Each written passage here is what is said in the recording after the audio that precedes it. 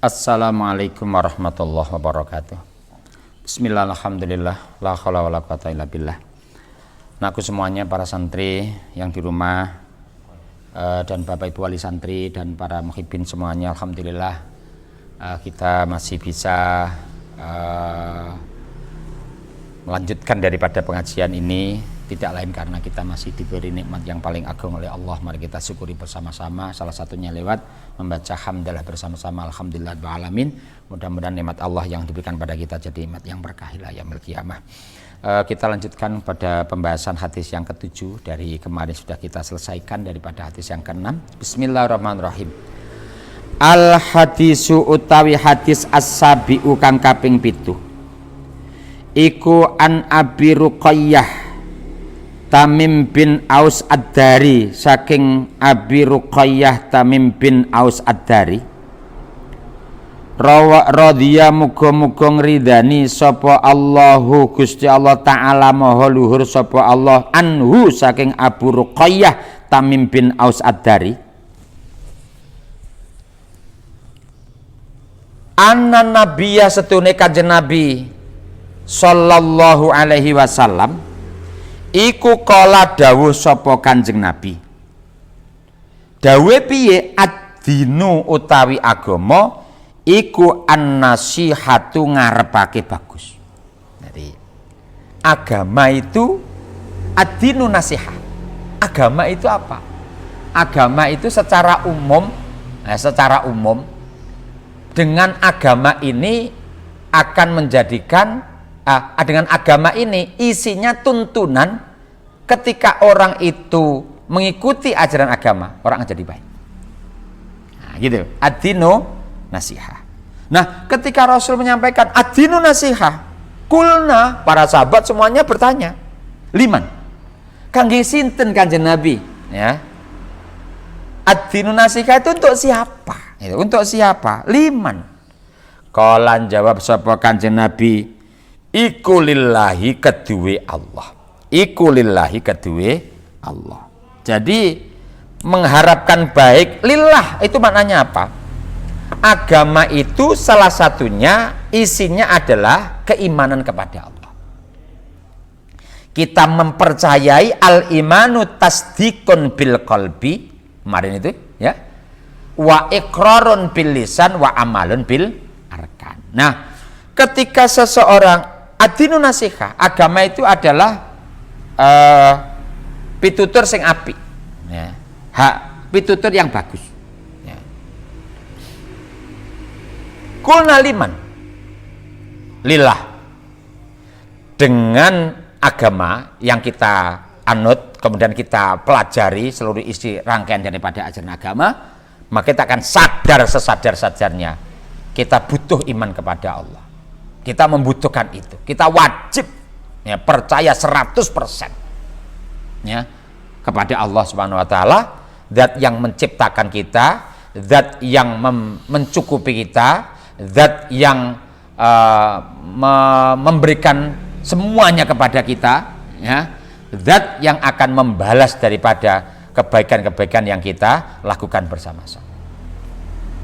Dan zat yang selalu melihat dimanapun kita berada, ya. Sehingga apa? Ketika seseorang itu imannya kuat, Allah hadir dalam jiwa orang itu dimanapun, kapanpun tempatnya berada, maka orang itu akan menjadi orang yang baik, ya. Orang itu akan menjadi orang yang baik.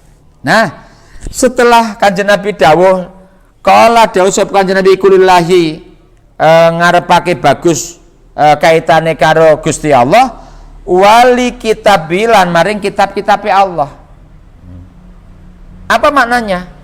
Bahwa ad-dinu nasihah itu li kitabihi, ya.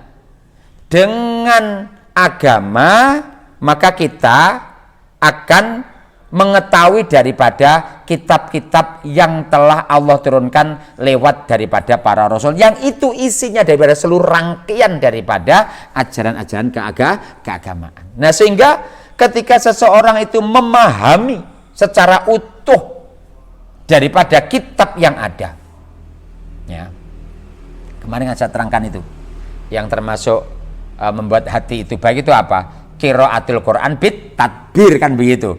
Membaca Quran bit tadbir, sambil diperhatikan daripada maknanya, dingerteni tenan artine, kemudian diaplikasikan dalam kehidupan sehari-hari. Ya. Jadi wali kitabihi, dengan kitab yang ada itu, ajarannya kita pahami, perintah-perintahnya kita kerjakan, larang-larangannya kita jauhi, dan itu ada pada kitab Allah yang kalau diturunkan kepada Kanjeng Nabi, yaitu Al-Qur'anul Karim, yang telah dijamin oleh Allah, inna nahnu nazzalna dzikra wa inna lahu lahafidun. Sesungguhnya akulah yang menurunkan Al-Qur'an dan aku pula yang menjaga daripada Al-Quran. Dan ini hanya Quran tak yang seperti ini, yang lain-lain enggak. Ya. Makanya keautentikan daripada Al-Quran enggak perlu diragukan. Ya. Di samping orang yang mau berbuat jahat, contohnya apanya? Orang mau mengacaukan daripada Al-Quran, dia nyetak Al-Quran, dikurangi, ditambah macam-macam, itu akan cepat orang itu akan kelihatan konangan minggu. Ya. Karena apa? Satu mushaf yang benar jumlahnya banyak. Yang kedua yang tidak bisa dilupakan apa? Memang Al-Qur'an itu telah dirancang oleh Allah untuk mudah dihafalkan. Ya, mudah dihafalkan. Orang itu kalau sering membaca Al-Qur'an tidak niat ngapalin. Pokoknya sering maca Quran itu bahasane wong Jawa, ujug-ujug apal karepe dhewe. Ya. Orang itu baca surah Yasin tiap pagi, baca surah Yasin itu tanpa terasa, ternyata setelah ditutup apal dengan sendirinya. Ya. Memang Al-Qur'an itu telah dirancang oleh Allah mudah untuk dihafalkan. Kita mencari orang hafal Injil, hafal kitab-kitab Weda dan sebagainya, jumlahnya nggak banyak. Tapi kalau kita kepingin tahu berapa orang yang hafal Quran, ribuan orang yang hafal Al-Quran, dan ribuan generasi yang cinta untuk menghafalkan Al-Quran. Itu cara Allah untuk menjaga daripada keautentikan daripada Al-Quran. Ya. Bahkan ketika Al-Quran itu diturunkan, salah satunya hikmahnya apa? Wa nunazzilu minal Qur'ani ma huwa syifaa'un wa rahmatul lil mu'minin. Al-Quran itu diturunkan oleh Allah untuk apa? Untuk syifaa'ul qalb, ya, untuk obat hati yang gundah baca Al-Quran, hati yang susah baca Quran, ya, hati yang risau baca Al-Quran akan hilang dengan sendirinya. Apalagi membaca sambil kita berupaya untuk mengetahui makna-makna yang terkandung di dalam bacaan Al-Quran yang kita baca. Wah, kan luar biasa. Orang ini kalau sudah mulai rindu membaca Al-Quran dan rindu mengerti artinya Al-Quran, satu malam dia membaca Quran berikut dengan makna artinya, arti yang dia kaji, nggak akan ngantuk orang. Semakin dia baca, semakin dia kepingin tahu, semakin dia kepingin untuk mendalami daripada isi daripada Al-Quranul Karim. Cuman terkadang itu kita begini, kita seringkali menghatamkan Al-Quran, tapi kita jarang mengkaji tafsir Al-Quran. Ya. Kalau tahu umpamanya sementara kita belum bisa membaca tafsir, oke lah terjemahnya lah paling tidak. Ya. Cuman hati-hati, artinya terjemah yang ada itu belum bisa mewakili daripada isi kandungan utuh daripada Al-Quranul Karim, mana butuh tafsir. Ya. Dan tafsir Al-Quran itu tidak bisa ngarang sendiri, tidak bisa. Ya, tidak bisa.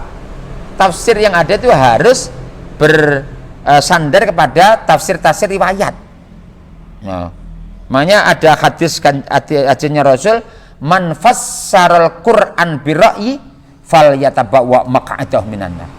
Barang siapa yang menafsirkan Al-Quran sesuai dengan otaknya sendiri, silahkan pesan tempat duduk di neraka. Nah, ini ada kemarin kan viral, rame itu. Yang namanya ulama itu, apapun pokok takut kepada Allah itu namanya ulama. Kiri, ketek, pokok takut pada Allah itu namanya ulama. Lah itu Masya Allah, kalau ada orang seperti ini nggak pernah mondok, nggak pernah ngaji agama, nggak pernah belajar pada para ulama, kemudian dia membaca Al-Quran, dia maknani sendiri. Kalau dia teruskan tidak cepat tobat, ya, neraka sudah menantikan kehadiran daripada orang itu. Ya. Diingatkan, pongah, ya. Katanya siapa? Katanya saya. La ilaha illallah Muhammadur Rasulullah. Ini membahayakan. Orang ngaji itu harus ada dasarnya. Orang tidak boleh semaunya sendiri. Ya, kalau toh andai kata saya dialog agama, itu kita hanya membaca daripada pendapat-pendapat para ulama, bukan pendapat saya. Kalau toh saya sampaikan itu hasil daripada Basul Masail, bukan pendapat saya. Tidak boleh pendapat saya itu tidak boleh.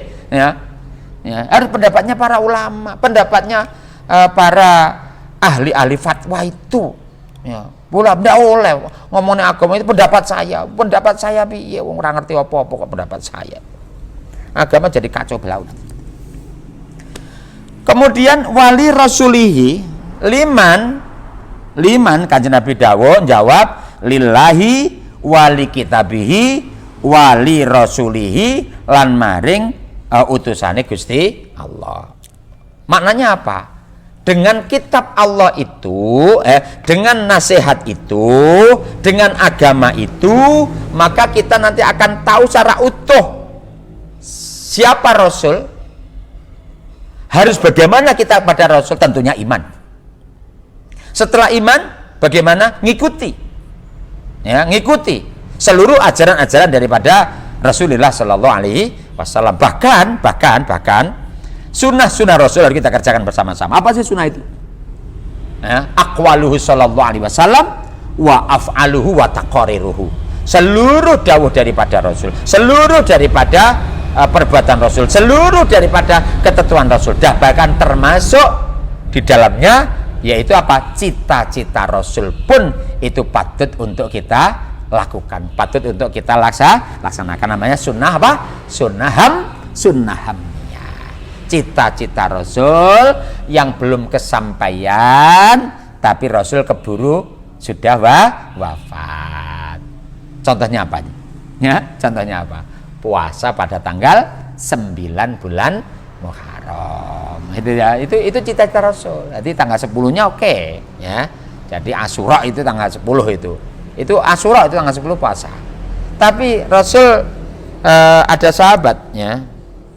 Ada sahabat Kanjeng Nabi tanggal 10 ini kan tanggal di mana para Yahudi itu mengagungkan, ya, daripada tanggal itu. Kemudian Rasul menyampaikan, andai kata tahun depan umur saya masih, saya akan puasa. Belum sampai Rasul puasa ternyata telah wafat. Makanya puasa tanggal 9 Tasu'a itu termasuk bagian daripada sunnah hamiyah, ya, sunnah dari hamiyah. Wali a'immatil muslimin lan paring wali a'immatil muslimin lan paring imami pira-pira mukmin wa amma mihim lan sekabehane wa amma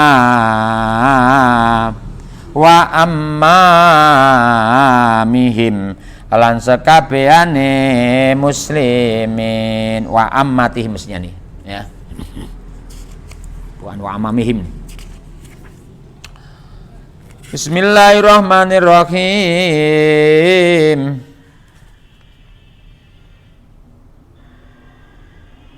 Wali a'immatil muslimin. Kemudian apa ini? Di dalam tulisan sama apa ini? Wa amatihim kan? Jadi bukan wa amaimim. Jadi wali a'immatil muslimina maring pira-pira imame wong mukmin wa ammatihim lan sekabehane muslimin. Jadi agama itu isinya apa? mengharapkan baik, keimanan kita kepada Allah semakin mantap, ya. Kemudian kita mengetahui daripada seluruh kandungan daripada kitab-kitab yang ada, kemudian kepercayaan kita kepada Rasul semakin maksimal, kemudian di dalamnya terdapat harapan supaya pemimpin-pemimpin daripada umat Islam itu menjadi baik dan seluruh umat Islam pun juga menjadi baik. Karena apa? Itu karena tidak lain karena memahami daripada agama secara benar. Rawahu riwayatake ing hadis sapa Muslimun, Imam Muslim. Al hadisus saminu utawi hadis kang kaping 8 iku ani Ibnu Umar saking Ibnu Umar radhiyallahu muga paring ridho sapa Allahu taala Gusti Allah taala anhuma saking Ibnu Umar. Beliau menyampaikan bagaimana anna Rasulullah setune Kanjeng Nabi Muhammad anna Rasulullah sallallahu alaihi wasallam setune Kanjeng Nabi Muhammad sallallahu alaihi wasallam iku qala dawuh sapa Kanjeng Nabi dawuh piye? Umirtu den perintah sapa ingsun an uqatila ing yen to merangi sapa ingsun annasa ing menungso sing piye? Yang diperang itu bagaimana? Nah, jadi kita mengenal kaitannya dengan orang yang belum masuk Islam itu namanya kafir. Ya, kafir. Ya, kafir. Jadi, lah kafir itu dibagi jadi berapa? Satu namanya kafir harbi. Kafir harbi itu siapa? Orang kafir yang memusuhi orang Islam. Itu namanya kafir harbi. Kemudian yang kedua, ada lagi yang namanya kafir dhimmi. Apa kafir dhimmi itu? Orang kafir yang hidup di negara Islam dan orang kafir ini siap berbaiat setia kepada ketentuan hukum perundang-undangan yang berlaku pada negara Islam. Kemudian dia siap membayar jizyah atau pajak, namanya kafir dhimmi. Orang kafir dhimmi ini wajib dilindungi. Kata Rasul, man adza dhimmiyan faqad adzani. Siapa yang menyakiti kafir dhimmi sama dengan menyakiti saya. Masya Allah, luar biasa sekali. Ya, man adza dhimmiyan faqad adzani. Siapa yang menyakiti kafir dhimmi sama dengan menyakiti saya. Ada lagi yang namanya kafir mu'ahad.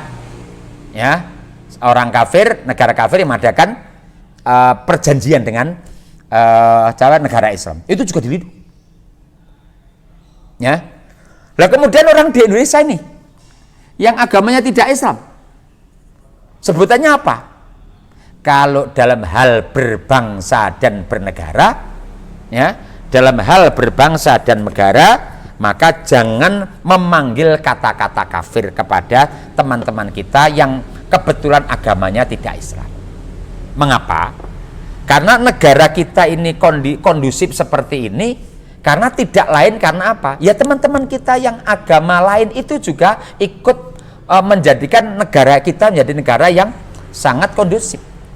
Ya, sangat kondusif. Sehingga jangan mengatakan kata-kata kafir. Ayatnya sudah jelas, qul ya ayyuhal kafirun jelas.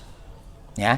Tapi dalam hal berbangsa dan bernegara di dalam negara kesatuan Republik Indonesia ini, maka jangan memanggil kata-kata kafir kepada teman-teman kita yang agamanya tidak Islam, tapi panggillah non muslim.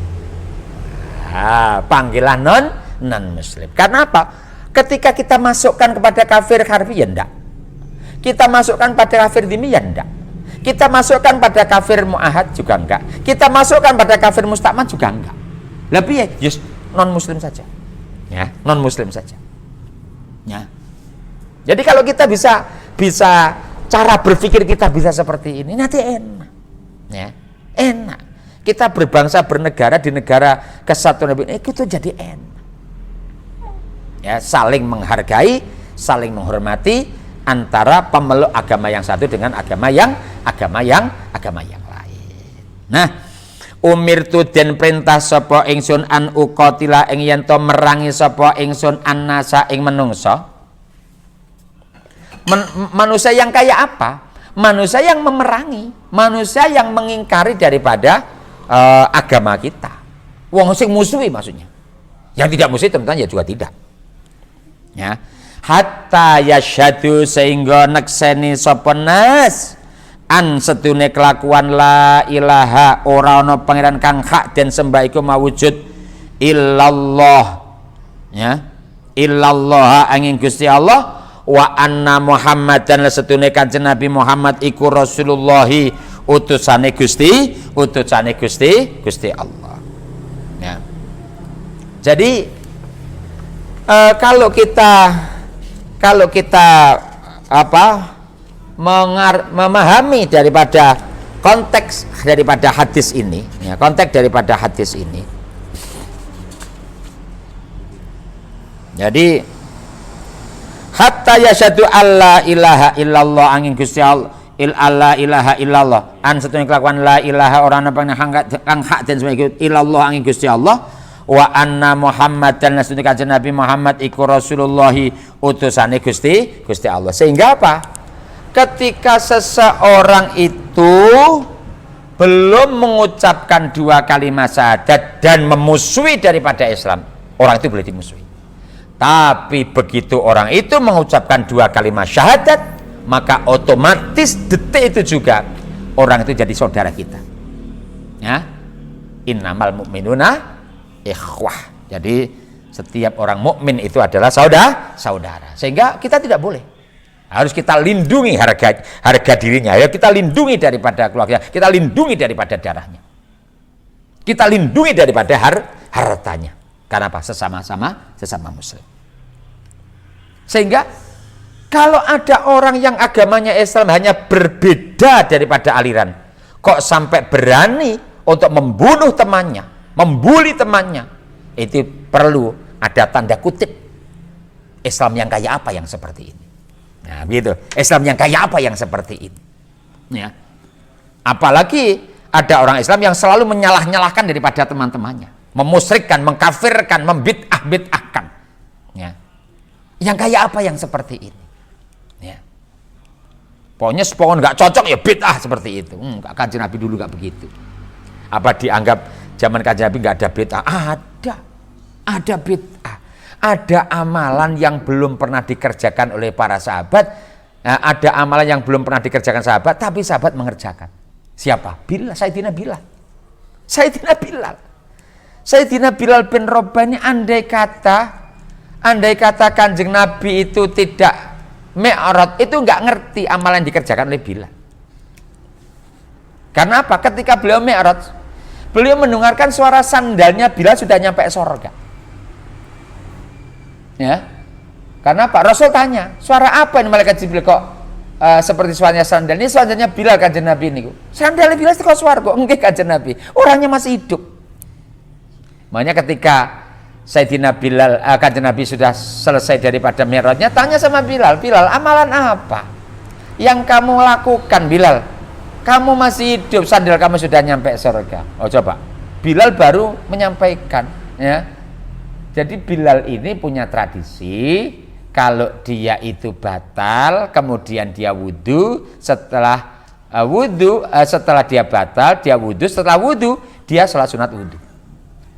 Ajaran sholat sunat wudhu itu belum pernah disampaikan Rasul, dan Rasul tidak pernah membid'ah-bid'ahkan Bilal. Coba ini harus ditirukan itu.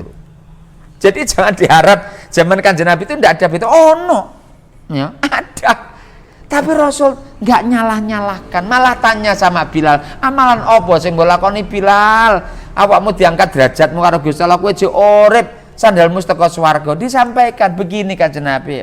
Akhirnya apa? Bahkan akhirnya yang namanya sholat sunat wudhu itu ditetapkan Rasul menjadi salah satu di antara sekian daripada ajaran daripada Rasulullah Sallallahu Alaihi Wasallam. Jadi kalau kita bisa memahami seperti ini, ora gampang nyalah-nyalahne kancan. Wa yuqimulan padha jumenengana sira kabeh, wa yuqimulan padha jenengana sira kabeh as-sholata ing salat, wa yu'tulan padha paring sira kabeh az-zakata ing zakat.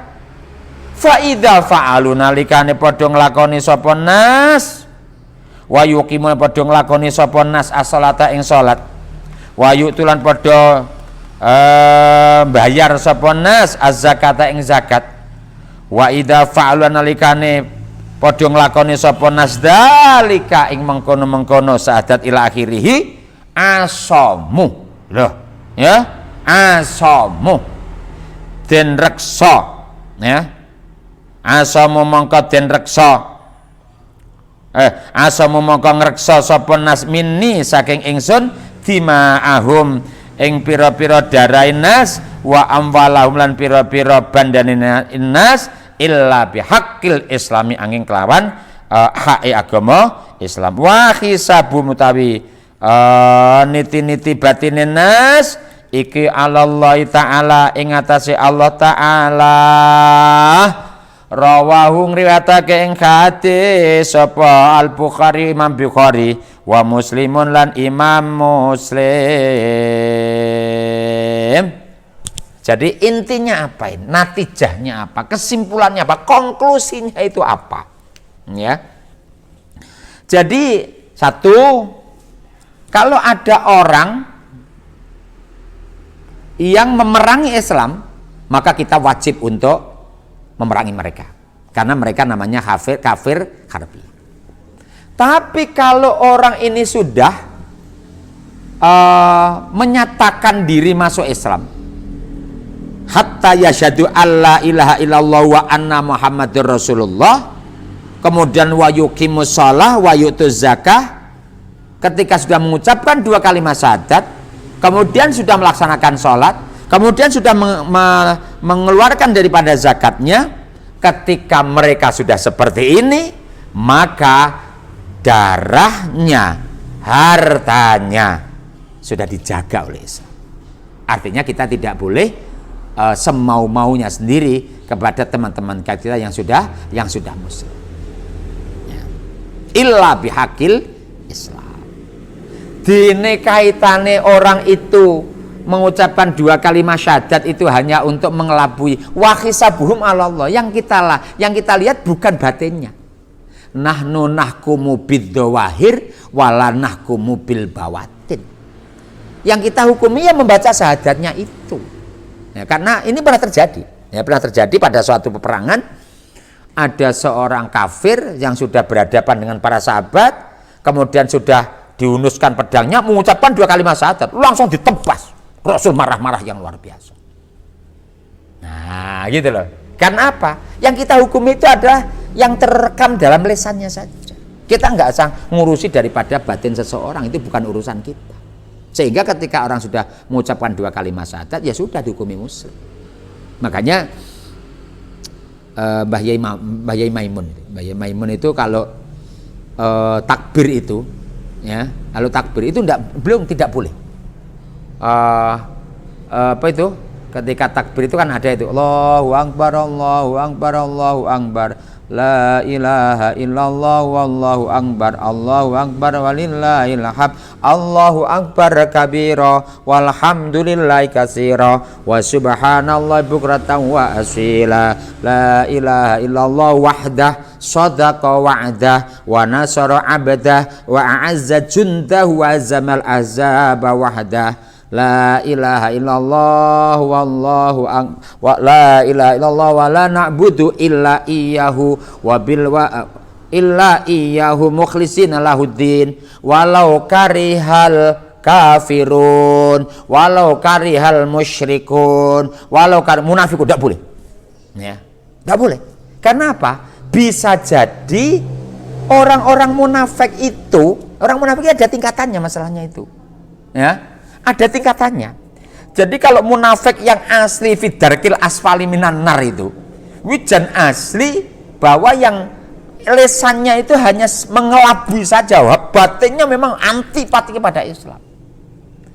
Tapi kalau kita bicara ayatul munafiki salasun, tandanya orang munafik itu ada 3. Idza hadasa ada, kan jadi munafik itu. Udah munafik itu. Kemudian kita ingkar kepada mereka. Wong kita termasuk terkadang masuk di dalamnya juga. Lek ngomong yogoro. Ya. Kalau kita bicara tentang ayat Quran, barangkali lebih lebih tragis lagi itu. Innal munafiqina yukhadi'una Allah wa huwa khadi'uhum. Orang-orang munafik itu menipu Allah, Allah pun menipu mereka. Apa dianggap salah paham lah, mereka itu menipu Allah. Wa idza qamu ila sholati qamu kusala. Coba. Oh, ngerasa sendak cuma masuk munafik itu. Ya. Makanya beliau tidak boleh. Ojo. Begitu. Beliau masih sama gitu. Ojo munafik ojo sebut nih. Kalau kafir musyrik gak apa-apa itu. Tapi lek munafik ojo. Nah, gitu loh ya. Ya. Jadi munafik yang benar-benar innal munafiqina fi darkil asfali minan nar itu ya kita nggak tahu juga wong modelnya kaya apa kan gitu. Ya. Lisannya mengucapkan ya bin Salul itu barangkali itu ya, bin Salul itu. Abdullah bin Salul itu. Ya. Itu saja putranya itu sahabat Rasul yang luar biasa. Jadi ketika Abdullah bin Salul itu wafat, meninggal dunia, gembong munafik ini, itu putranya minta kepada Kanjeng Nabi, minta gamisnya Rasul untuk membungkus untuk jadi kafannya putranya, diberikan Rasul. Coba gimana? Jadi makanya kita kalau kaitannya dengan hati seseorang kita nggak tahu sama sekali. Jangan pernah kita berprasangka buruk aja nggak boleh. Ya. Jadi ini harus menjadi perhatian kita bersama-sama. Jangan gampang-gampang menyangka orang lain itu sejelek dari apa yang kita sangka. Bisa jadi yang kita sangka jelek ternyata lebih baik daripada kita kan gitu. Ya. Bismillahirrahmanirrahim. Al hadis utasi utai hadis kang kaping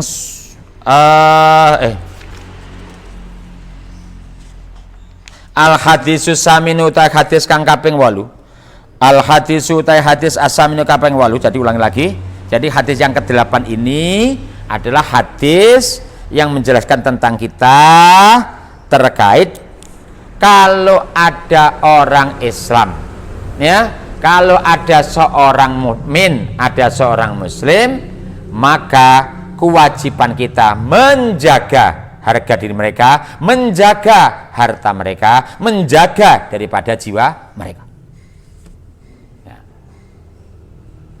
Karena apa? Sama-sama muslimnya. Nah, karena orang Islam dari kita jaga seperti ini, maka yang terpenting apa? Sama-sama umat Islamnya harus membuat ikatan yang kuat untuk menguatkan daripada ajaran agama Islam. Ya, kalau toh berbeda aliran, itu bukan menjadikan kita bermusuhan antara satu dengan yang lain, tapi cukup lana a'maluna walakum a'malukum. Yang kamu laksanakan. Kamu kunut, saya tidak. Saya kunut, kamu tidak. Oke, nggak apa-apa. Kita tidak masalah. Nah, tidak masalah. Ya. Imam Syafi'i radhiyallahu anhu itu kalau beliau sholat di masjidnya Imam Abu Hanifah, beliau tidak pakai kunut. Karena apa? Menghormati pendapat daripada Imam Abu Hanifah. Coba, begitu hebatnya para imam madzhab yang seperti itu. Sholat di masjidnya Imam Abu Hanifah, coba, itu sudah tidak pakai kunut, menghormati daripada Imam Abu Hanifah. Ya, ini kan luar biasa sekali. Nanti kadang kita itu aneh itu. Hal-hal yang sifatnya itu sunat, koyok wajib. Sing wajib malah koyok sunat. Contoh. Ya, contoh apa? Terawih. Kalau kita bicara tentang tumak ninah, rukun kan? Rukun. Ya, kunut sunat. Nah, sekarang gini, kalau ada teman kita yang kebetulan sholat raweh begitu luar biasa cepatnya sampai meninggalkan daripada tumak ninah, sah apa enggak? Ya enggak sah. Ya jelas tentunya enggak sah. Ya. Jadi rukuknya cepat, iktidalnya cepat, sujudnya cepat, duduk di antara duduk secepat itu, seperti itu. Ya. Sampai bacanya Quran saja subhanallah, panjangnya enggak jelas, matnya enggak jelas, terus gimana? Ya. Ini bosone Pak Yai Anwar Zaid, Allah Akbar. Ngono lek jaban Pak Anwar Zaid. Ya, ini artinya ini harus kita perhatikan bersama-sama, ya. Ya artinya apa? Terlalu lama juga tidak baik. Terlalu cepat juga tidak baik. Ya biasa-biasa saja. Oh, tapi tidak ada itu. Oh, anak semuanya nih. Oh, terawih cepat itu tidak ada dasarnya. Engkau bukan. Sholat cepat itu tidak ada dasarnya. Engkau dice. Bukan begitu. Tak saya tunjukkan satu hadis. Ya. Suatu saat saya Mu'ad bin Jabal itu telah jamaah dengan Kanjeng Nabi. Dia pulang kampung. Ternyata di kampungnya sholatnya belum ditunaikan. Beliau jadi imam. Apa yang terjadi? Beliau ngimami itu sholat terang sahar itu pakai yang namanya surat Baqarah. Yang kedua pakai surah Ali Imran. Wah, akhirnya apa? Makmumnya ricuh. Wah, nek sing cik ngingu kambingnya masih belum dibawa pulang. Akhirnya apa? Disalib. Ya, kira ya surat sekarang ya kulhulah. Ya, jadi disalib, imamnya disalib. Wah, setelah imamnya disalib, marah-marah yang namanya Mu'ad bin Jabal. Lah, Mu'ad bin Jabal yang sholatnya selama itu dilaporkan kepada Rasulullah SAW. Apa? Ditimbali oleh Kanjeng Nabi. Apa kata Rasul? Afattanun anta ya Mu'ad. Coba. Apa kamu akan jadi tukang fitnah Mu'ad? Coba. Dimarah-marah yang namanya Mu'ad bin Jabal itu. Itu artinya apa? Yo sholat seperti ya nek dasari ngono lho. Ya. Karena apa? Sholat lama ternyata juga nggak boleh pada waktu itu kan gitu ya. Nah artinya apa? Yo cepet. Nah terus ojo sampai meninggalkan semuanya seperti itu. Gitu loh. Kalau toh kita sholat tarawih cepatnya luar biasa, kita mau apa? Ya. 20 oke, kita ngikuti daripada Sayyidina Umar bin Khattab radhiyallahu an. Oke, tidak masalah. Ya. Tapi terus jangan sampai kita terlalu cepat seperti itu sehingga sampai kita meninggalkan rukun-rukun daripada sholat ya. Loh, tapi kalau yang namanya sholat itu harus lama ya belum tentu, artinya yang lama belum tentu khusyuk, yang cepat belum tentu tidak khusyuk gitu loh. Jadi urusan hati itu nggak bisa kita bisa menjustifikasi seseorang, nggak bisa. Bisa jadi orang sholatnya cepat itu malah khusyuk. Karena apa? Lisannya dan hatinya tidak pernah kemana-mana karena konsentrasi pada sholat yang cepat itu. Lah sholat yang lama ternyata apa? Sudah selesai, nggak selesai. Berarti hatinya kemana-mana. Bisa jadi ini urusan hati masalahnya. Jadi kita nggak bisa menyamakan, itu nggak bisa sama sekali. Ya. Jadi sekali lagi kalau terkait dengan yang penting sholat itu syaratnya jelas sebelum sholat itu, rukun-rukunnya jangan sampai ditinggal gara-gara kita nguber daripada sholat tarawih yang 20 rakaat. Ya, nah terkait dengan perkembangan virus COVID-19 ini, ayo kita ngikuti daripada kebijakan daripada pemerintah. Kita sudah luar biasa itu, ada maklumat ulama umaro itu terobosan yang sangat luar biasa sekali. Jadi tetap jamaah, tetap jumatan, tetap tarawih dengan catatan ya. Kemudian catatannya apa? Ayo pakai masker semuanya. Pakai masker dong, pakai masker. Kemudian apa sah sholat pakai masker? Ya sah dong. Ya sah. Ya karena apa? Anggota tubuh kita yang harus nempel itu kan 7. Batuk, ya, kedua tangan. Kemudian ujung kaki, kemudian dengkul kita 2, kan sudah 7 itu. Ya. Lah hidung apa wajib? Enggak wajib. Ya sunnah saja. Ya sunnah saja. Sehingga ketika orang pakai masker, rada dibuka titik ya enggak apa-apa. Orang dibuka ya ora apa-apa. Ya tapi sah. Sah. Yang penting batuk itu nemplek. Ya, yang penting batuknya nemplek. Tangannya nemplek. Dengkulnya nemplek, ujung kaki nemplek, selesai. Itu enggak masalah. Ya, tidak masalah. Ya, jadi sekali lagi kalau kita bisa memahami konsep seperti ini, indah. Agama kita akan jadi indah. Kita mengajarkan ajaran agama kita akan menjadi indah. Ya. Jadi yang 8 monggo, yang 20 monggo, ya. Yang tidak tarawih pun ya aja ndak traweh lah, walaupun itu sunnah, karena mangqama ramadhana imanan wa ihtisaban ghufira lahu ma taqaddama min dhanbi. Ya, karena itu sunnah, ya, itu sunnah. Jamaah dengan orang sahur. Aku rasa ora apa-apa. Oh, nyatanya apa enggak kuat aku loh. Bukan masalah kuat dan tidak kuat. Ini sunnah. Nah, ini sunnah masalahnya itu, ya. Nah, itu hadis yang ke-8.